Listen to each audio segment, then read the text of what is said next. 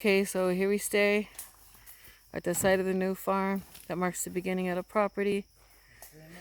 If you look in, we're clearing out a space so we can drive in and work through the property. We do not plan on bringing any tractors or machinery of that kind in here. If you look down, sister's on a break. The boys are working hard. I just see movement in there. And we're saving most of the plants that we take out, like that pile over here. They all still have their roots intact, so they can be replanted along the driveway. Waste not, want not.